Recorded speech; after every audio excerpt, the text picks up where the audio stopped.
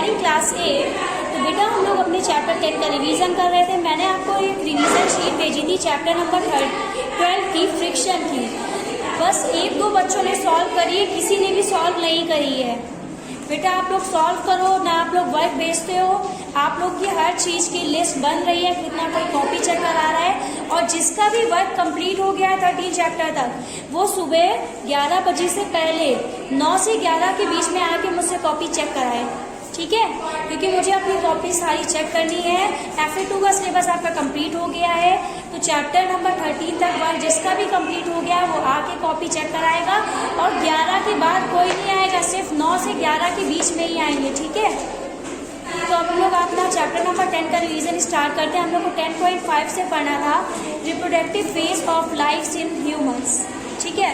तो adolescent become capable of reproduction when their testis and ovaries begin to produce gametes. तो बेटा जो adolescence में जो लोग होते हैं वो क्या हो जाते हैं, वो रिप्रोडक्शन प्रोसेस के लिए केपेबल हो जाते हैं जब उनके टेस्टिस, बॉयज में जो होते हैं टेस्टिस होते हैं, अगर वो स्पर्म प्रोड्यूस करने लगे जो मेल गैमेट होता है, और अगर ओवरीज ओवा प्रोड्यूस करने लगे जो कि फीमेल गैमेट होता है, तो वो क्या हो जाते हैं, दोनों लोग बॉयज और गर्ल्स रिप्रोडक्शन प्रोसेस के लिए कैपेबल हो जाते हैं। फिर the capacity for menstruation and production of gamete last for a much longer time in males than in females.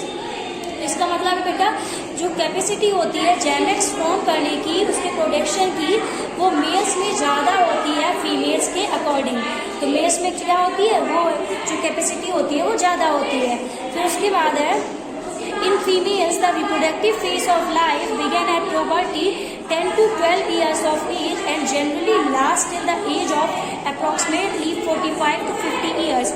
तो प्यूबर्टी की एज में जो गर्ल्स में होती है वो 10 से 12 ईयर में स्टार्ट हो जाती हैं और 45 to 50 ईयर्स में जो मतलब जो गैमेट्स का प्रोडक्शन होता है वो बंद हो जाता है और 10 से 12 ईयर्स के बीच में स्टार्ट हो जाता है, ठीक है? फिर the ova begin to mature with an onset of puberty. और जो प्यूबर्टी के बीच में जो हमारा ओवा जो एग होता है वो भी मैच्योर होना स्टार्ट हो जाता है। One ovum matures and is released by the ovaries once in about 28 to 30 days। तो हर महीने 28 to 30 days के बीच में एक ओवरी से एक ओवा रिलीज होता है।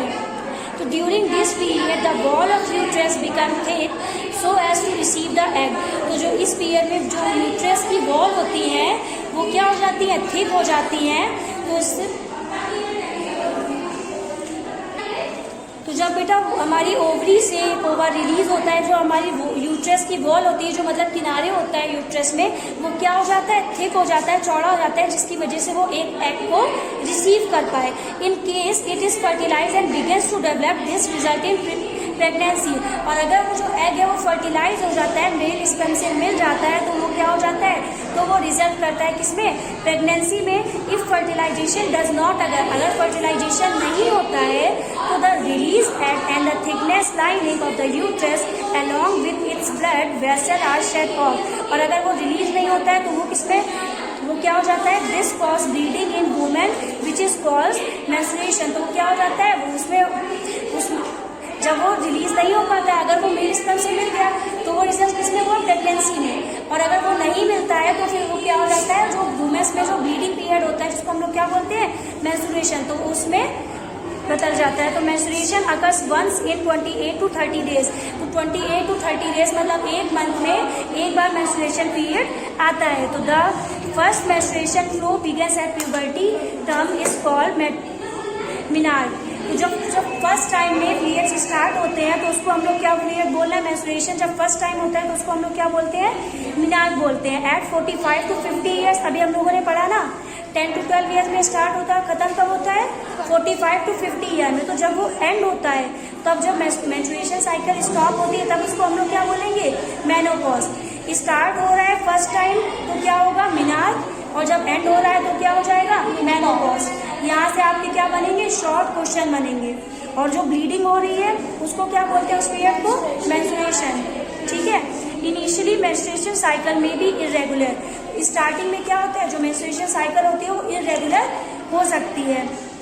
It takes some time to become regular, उसको कुछ टाइम लगता है रेगुलर होने में। Menstruation cycle is controlled by hormones, और इसको कौन कंट्रोल करता है? हार्मोन्स कंट्रोल करते हैं। स्टार्टिंग अभी हम लोग ने इसके पहले ही पढ़ा था, हार्मोन्स वाले चैप्टर अभी ये पढ़ा था ना टॉपिक। फिर the cycle includes the menstruation of cells, it release thickening of uterine wall and its breakdown if periods does not, if pregnancy does not occur. तो जब एग हमारा रिलीज होता है, तो अगर प्रेगनेंसी अगर नहीं होती है तो क्या होता है? एग क्या होता है? ब्रेक डाउन हो जाता है, और वो किस में रिजल्ट होता है? ब्लीडिंग में, जिसको हम लोग क्या बोलते हैं? Menstruation. In case the egg is fertilize is begin to divide and then gets embedded in the uterus, और अगर वो फर्टिलाइज हो जाता है तो उसको डिवाइड हो जाता है और यूट्रस में चला जाता है, जिससे वो क्या होता है? बेबी का डेवलपमेंट होता है। इसके बाद है how is sex of the baby determined. अब हम लोग को बेबी का सेक्स कैसे डिटरमाइन हम लोग करते हैं? I heard my mother and my aunt talking about my cousin who is going to have a baby. They were discussing whether she would give birth to a boy or a girl. तो पहली क्या सोच रही कि मैंने mummy और अपनी aunty को, मतलब मौसी को बात करते हुए सुना है कि उसकी कोई कजन है जो प्रेग्नेंट है, तो वो दोनों डिस्कस कर रही है कि उसके बेबी होगा या फिर बॉय होगा या फिर गर्ल होगी। वो लोग ये डिस्कशन कर रही हैं। तो I wonder what make the fertilize egg develop either into boy or a girl. तो ये सोच रही है कि मतलब ऐसा क्या होता होगा एग में कि उससे एक मतलब उसी एग से बॉय भी हो जाता है और गर्ल्स भी हो जाता है। तो यही इसमें आगे बताया गया है। Inside the fertilize egg or zygote it is instruction for fertilize egg को हम लोग क्या बोलते हैं? जाइगोट भी बोलते हैं। हम लोग इसको 9th चैप्टर में पढ़ चुके हैं।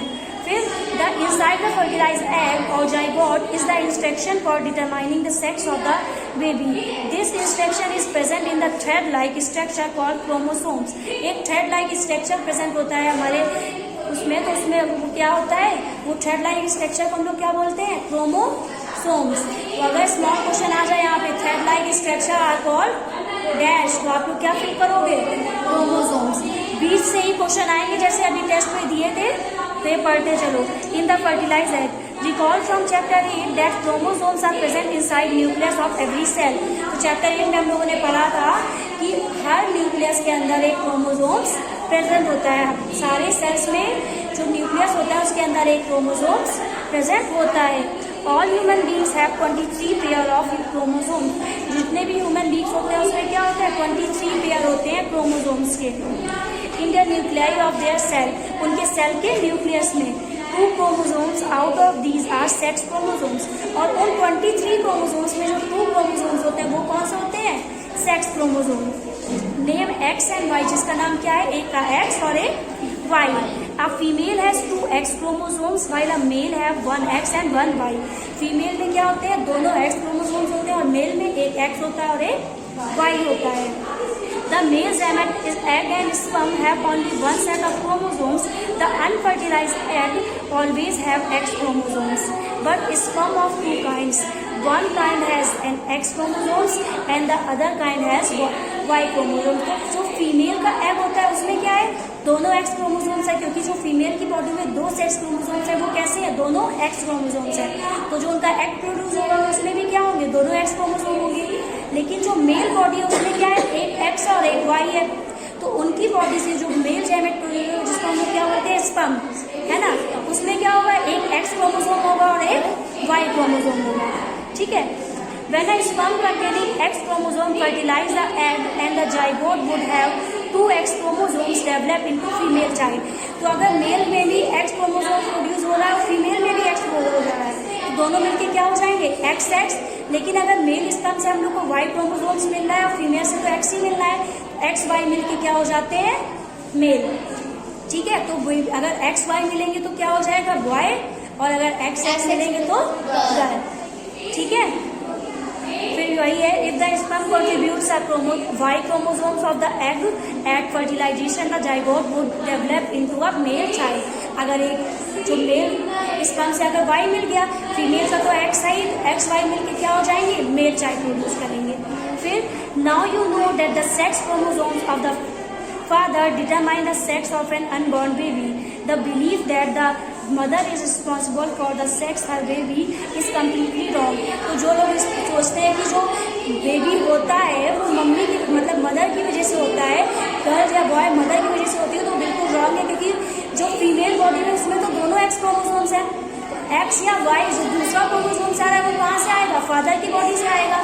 तो मदर को रिस्पॉन्सिबल करना कि मदर बॉय हुआ या फिर गर्ल, ये क्या है, रॉन्ग है, क्योंकि इसके लिए कौन रिस्पॉन्सिबल होते हैं, फादर, क्योंकि उनके ही बॉडी में एक्स और वाई क्रोमोसोम्स होते हैं।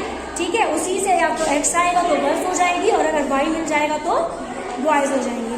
ठीक है, इसके बाद hormones other than sex hormone हम लोग नेक्स्ट क्लास में कंटिन्यू करेंगे।